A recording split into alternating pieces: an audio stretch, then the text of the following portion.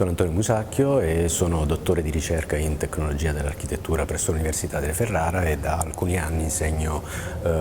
qui nella Facoltà di Architettura di Venezia. Nel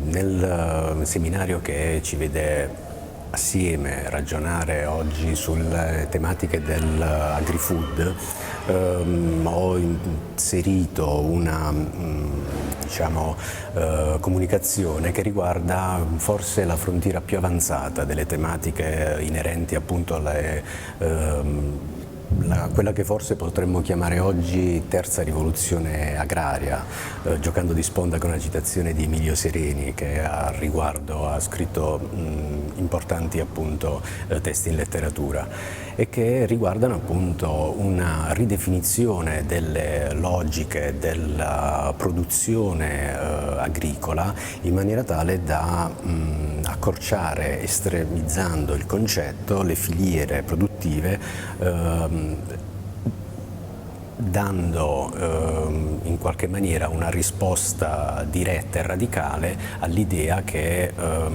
unisce nella filiera produttiva il consumatore con il produttore. Le vertical farm da questo punto di vista costituiscono un modello sicuramente molto interessante, non privo di aspetti ancora da sondare, perché dal punto di vista della ricerca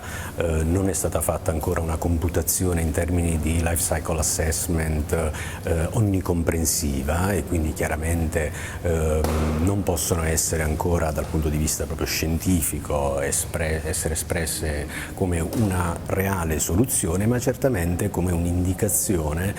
di un nuovo modello verso cui tendere, verso cui approcciarsi, avendo presente una serie di fattori positivi come l'abbattimento dell'uso di pesticidi piuttosto che anticrittogamici, una maggior costanza nella produzione annua, vista appunto